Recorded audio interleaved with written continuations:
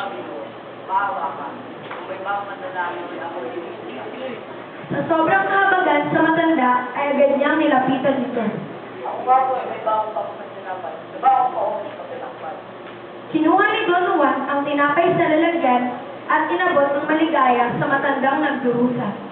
At sa sobrang kaligayahan, halos hagdanan niya si Don Juan dahil sa ganda ng yaring kalooban. Muling-muling pasasalamat ang kanyang mga sinasabi. At sa nais ng mga bayan sa kabutihang ito, kinausap niya ang prinsipe. Huwag sana maging magana.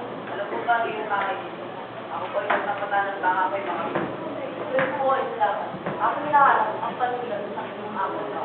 Ang panulan sa akin na nagkakalusapan. Ang ito salamat.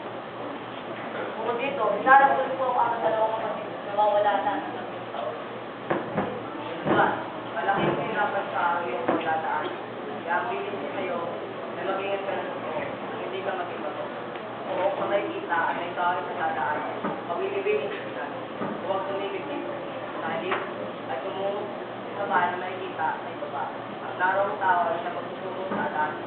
Itong baon mo sinapay, dalhin mo na ako sa at malayo rin pamilya ng sagot.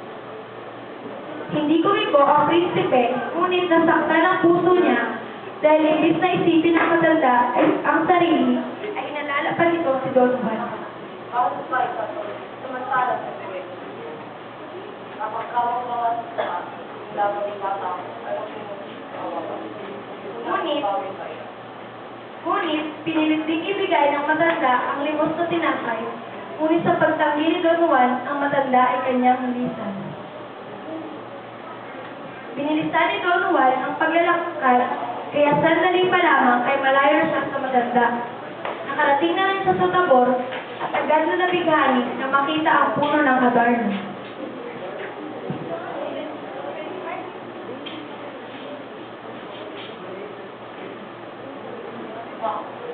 Napangigit na puno.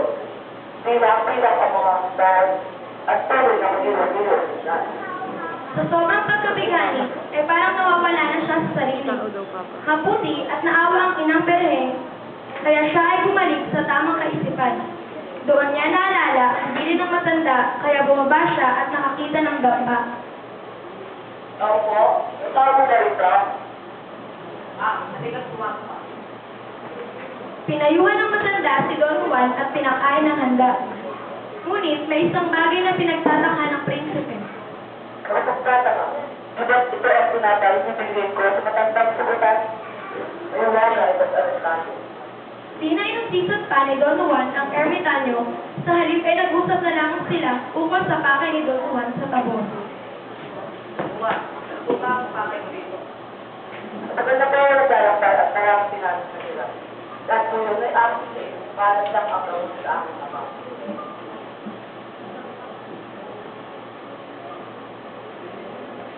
Buwan, ang punong tinutukoy mo ay mayroong kaso at wala kang sumatalo rito.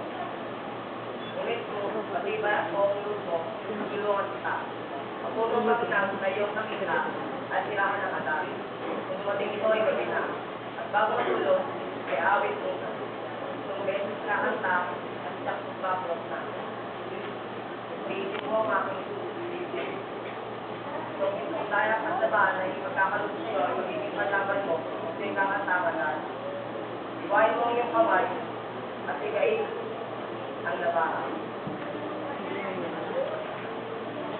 Hinintay nga ni Don Juan ng ibon sa Piedras Platas. Di naman nagtagal at dumating na rin ang adarna.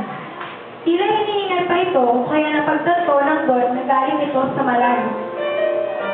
Agad namang nagsimulang umawit ang adarna. Gusto nang matulog ni Don Juan, pero kinuha na lang niya ang labaha at hiniwa ang kanyang palad. Pinagaan naman niya ito ng dayap at talagang nawala ang kanyang antok. Sa 7 awit na iyon, 7 hiwa rin ang tinis niya. Na nagbawas naman ng adarna ay umilag agad siya. At kung makatulog naman itong adarna ay nakamulat, kaya di agad napansin ni Don Juan na tulog na ito. Pero nang nakasiguro na siya, agad niyang hinablot ang ibon at pinasok sa hawla. Sa wakas, ang ibong adarna ay nahuli na. Dila niya ang ibon sa ermitanyo at hinimas-himas pa nga.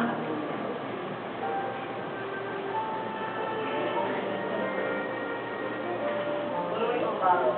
Ay, dali, lagyan mo ng tubig. Ibuhos mo naman ng tubig sa dalawang bato na may kita mo.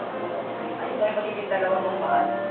Sumunod agad si Don Juan at nang naibuhos ng tubig, siya ay nagulat nang lumitaw ang dalawa niyang nawawalang kapatid mula sa bato. Nakawala lang si Kevin. Walang mapaglagyan ng kanilang tuwa at ayaw nila na sana matapos ang sandaling iyon. Natutuwa naman silang sinalubong ng matandang ermitanyo. Maraming salamat po sa lahat ng may tulong sa akin. Dahil ang mga anak, ay kayo sumakot sa mali. Nang matapos ng masaya nilang salo-salo, kumuha ang ermitanyo ng bote ng gamot na mukhang katakataka. Ipinahid niya ito sa palo ni Don Juan at malahi-malang gumaling agad ang mga sugat. Ngayon, kumain na kayo. At sana'y magkasuno. Wala sa pa. Kumain na kayo kay na ang Ibinigay na ng ermitanyo ang hawla kay Don Juan at sila'y umalis na. Walang kamalay-malay si Don Juan na may masama palang balak si Don Pedro. Kanyang binulungan si Don Diego. siguradong natutuwa sa mga kayo. Kahit hindi natin sabi, nalaman niyo, hindi tayo magsisiguro. Kaya't mabuti patayin natin ito. Tayo magdala ng iba sa dagat. Sa sinabing iyon ni Don Pedro ay napaisip si Don Diego. Kung aaminin ay meron nga siyang pag-iingit. Ngunit alam naman niya sa sarili niya na hindi naman kailangan na paslangin ang kanyang kapatid. Pero alam din niya sa sarili niya na hindi niya magagawa na tumanggi kay Don Pedro, kaya sumunod na lamang siya.